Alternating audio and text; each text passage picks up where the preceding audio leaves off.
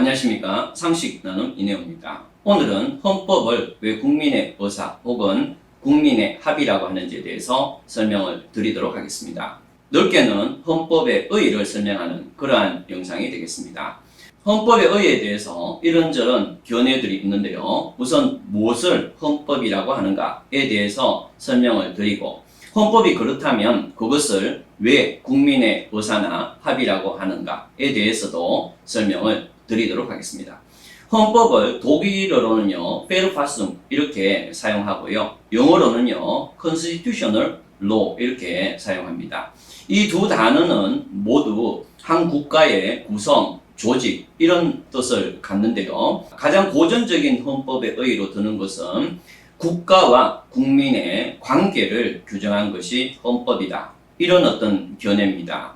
국가와 국민에 대해서 그 관계를 규정하기만 하면 그 내용이 어떤가에 상관없이 그것을 헌법이다 라고 하는 견해입니다.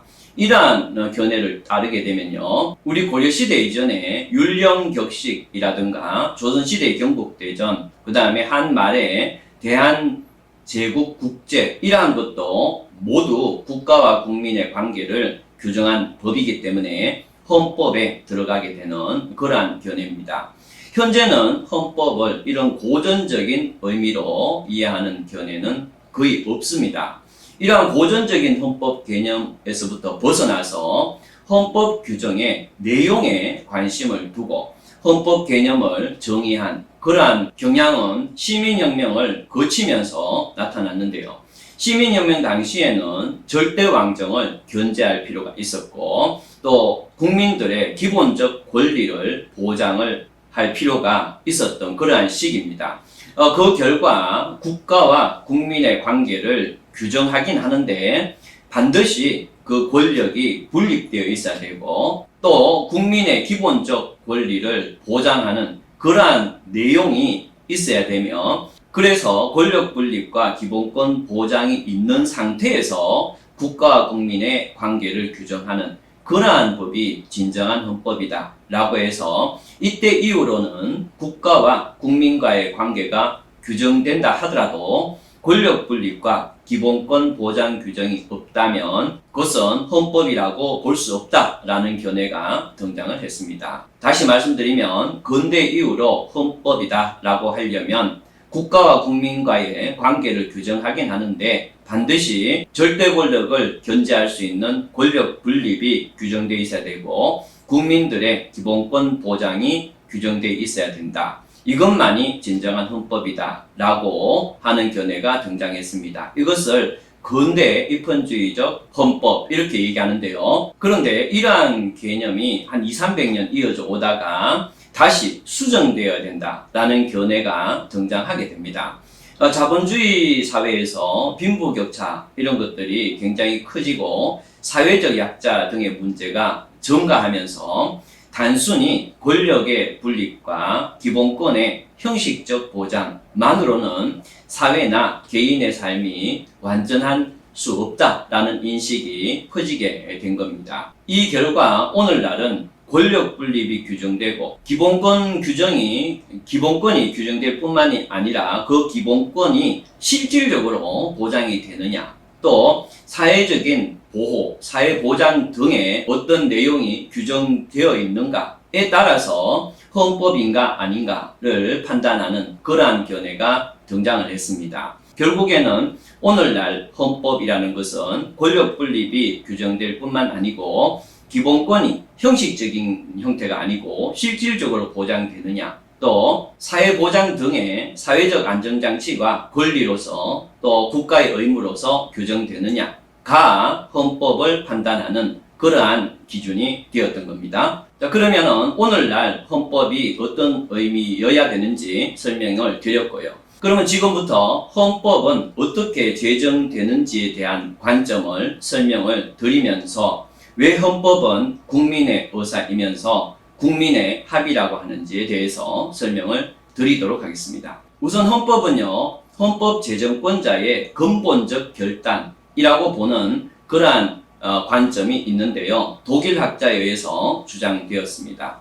이때 헌법 제정권자는요, 국민이 되고, 결국에는 헌법의 내용은 헌법 제정권자인 국민의 근본적 결단에 의해서 형성된다. 이렇게 보는 관점입니다. 이 관점은요, 헌법의 내용을 정하는 것도 국민이고, 그 헌법에 의해서 구성된 국가기관에 의해서 통치되는 것도 국민이라고 보는 이원적 사고를 바탕으로 하는데요. 결국 헌법은 주권자의 지위를 가진 국민이 민주적인 절차에 의해서 국민의 의사를 모은 것이 헌법이고, 기본권, 특히 자유권은 통치의 대상으로서 지위를 가진 그러한 국민이 누리는 천부적 인권이다. 이렇게 헌법의 제정 과정을 이해하는 그러한 견해가 되겠습니다. 이 관점은요, 현실적으로 동일한 하나의 국민을 주권자로서의 국민과 통치 대상으로서의 국민으로 이원화하여서 국민을 이해하는 그러한 관점입니다. 그런데 이 유명한 관점은요, 악의적으로 이용되는 경우도 있습니다. 독일이 바이마르 공화국이라는 이름을 쓰던 그 시기에 히틀러 나치당에 의한 독재가 자행되었는데요. 그들에 의해서 형성되고 진행된 독재를 국민의 근본적인 결단이라고 합리화함으로써 결국 헌법이 독재에 이용될 수 있는 빌미를 제공했던 이론이라고 볼 수도 있습니다. 오늘날에도 헌법이 국민의 근본적 결단이라고 하는 개념은 이념적 세력들의 독재 혹은 독재적 집권을 국민의 근본적 결단으로 합리화시킴으로써 이념적 세력들이 헌법을 독재나 독재적 집권을 위한 수단으로 이용하도록 하는 위험한 개념이 될 수도 있는 그러한 개념입니다. 왜 이 유명한 이론이 이러한 문제점을 갖게 되는가 하면 바로 헌법이라는 것은 헌법 제정권자, 국민의 근본적 결단이라고 하고, 그러면 그 결단의 내용은 어떤 건가에 대해서는 이론이 치밀하게 지지하지 못하기 때문이 아닌가, 이렇게 판단을 합니다. 자, 이런 견해 말고 또 다른 유명한 독일 학자에 의해서 제시된 헌법에 대한 관점이 있는데요. 이 견해를 이해하려면 먼저 국가관부터 먼저 이해를 해야 됩니다. 다양한 이해관계를 가진 사회 구성원들이 하나의 정치적인 생활 공동체로 통합되어 가는 과정에 있는 것이 바로 국가다. 혹은 이 과정 자체가 국가다라고 합니다. 한마디로 굉장히 다양한 이해관계를 가진 세력들이 하나의 어떤 정치 공동체를 형성해 가면서 만들어내는 어떤 조직이 바로 국가다라는 그러한 관점에 출발하는 견해가 있는데요. 이 견해는 언뜻 보면 해겔의 철학에 닿아 있는 것처럼 보이기도 합니다.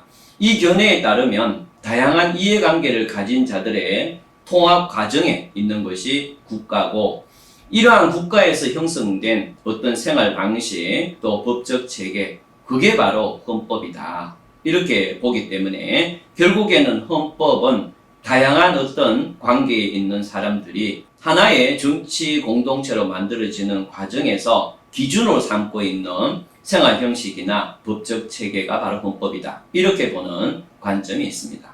이 견해에 따르면요, 헌법상의 기본권은 이 여러 세력들의 통합의 근거 혹은 통합의 기준으로서 그 가치로서 기능을 한다. 이렇게 봅니다. 다시 얘기하면 헌법상의 어떤 기본권을 중심으로 다양한 세력들이 그러한 기본권을 어떤 자신의 삶의 가치의 중심으로 보고, 그렇게 해서 그 기본권을 중심으로 모여드는 것이 국가고, 그 기본권을 규정한 것이 헌법이다. 이렇게 보는 관점이죠. 어쨌든 간에 지금까지 헌법은 어떻게 형성되는가에 대해서 두 가지 관점을 봤습니다. 어떤 관점을 취하든 간에 헌법이 왜 국민의 의사 혹은 국민의 합의인가에 대해서 설명을 드리겠습니다. 헌법이 제정될 당시의 국민들과 헌법이 제정된 이후에 국민들을 나누어서 설명드리는 게 좋을 것 같습니다. 우리나라가 1945년에 해방이 되고 나서 헌법이나 혹은 정부가 없었죠. 헌법이나 정부가 만들어지는 시기는 1945년에서부터 3년이 지난 1948년까지입니다. 그런데 이 과정에서 아직 정부와 헌법이 없던 이러한 시기이지만 우리나라 국민들은 정말로 다양한 의견과 희망들을 재헌의회라는 어떤 곳에 몰아주었습니다. 물론 재헌의회의 입과 손을 통해서 헌법안이 만들어지고 최종적으로 헌법이 확정이 됐지만 결국에는 이러한 과정을 통해서 헌법은 국민의 의사이고 또 국민의 의사에 합치다 라고 할 수는 있게 되는 겁니다. 그런데 문제는 뭔가 하면 헌법이 제정된 이후에 한참이 지난 사람들, 이 한참이 지나서 바로 현재에 우리가 살고 있는 이런 사람들을 기준으로 봤을 때는 그렇게 만들어져 왔던 그러한 헌법이 과연 현재의 국민의 의사 혹은 현재의 국민의 합의라고 볼 수 있는가에 대해서 문제가 생길 수가 있습니다. 여기에 대해서 존 로커가 어느 정도 설명을 하고 있는데요. 이 존 로커는 근현대 국가의 틀을 잡은 대표적인 사람이기 때문에 헌법이나 어떤 정치적인 문제가 있을 때마다 끼어드는 그러한 사람이죠. 어쨌든 이 존 로커의 견해에 따라서 현재 살아가고 있는 우리들, 이미 우리가 태어날 때부터 헌법이 만들어져 있었던 이런 어떤 사람들이 사는 지금에서 왜 헌법을 우리의 의사 혹은 우리의 의사에 합치라고 이해해야 되느냐. 자, 이 로커는 이렇게 설명합니다. 현재 우리는요, 기존에 우리가 지금 그 헌법을 제정할 때 직접 우리의 의견을 제시하든가 하지는 않았지만 현재 우리는 기존에 지금 있는 헌법에 따라서 경제활동을 하기도 합니다. 또 기존의 헌법에 따라서 기본권을 주장하기도 하고 사회활동도 하고 또 꿈과 이상을 실현시키기 위해서 노력을 하는 거죠. 이 국민들 혹은 개인들의 이러한 생활은 우리의 헌법적 질서를 이미 받아들이고 있는 겁니다. 그렇기 때문에 현재의 이 국가 헌법체계 안에서의 구성원들은 묵시적으로 헌법적인 질서나 헌법적인 가치를 받아들이고 합의했다고 볼 수가 있다는 거죠. 이것이 바로 로크의 견해입니다. 그렇기 때문에 헌법을 제정할 때 존재하지 않았던 현재의 우리 구성원들이지만 우리 구성원들이 생활 과정에서 현재의 헌법을 묵시적으로 받아들이고 합의를 하고 있기 때문에 현재의 헌법은 바로 현재 국민들의 의사이면서 그 의사에 합치다 이렇게 볼 수가 있다는 겁니다. 자, 그럼 오늘 헌법의 가장 기본적인 개념들에 대해서 설명을 드렸습니다. 그럼 다음에 더 좋은 상식으로 찾아뵙도록 하겠습니다. 감사합니다.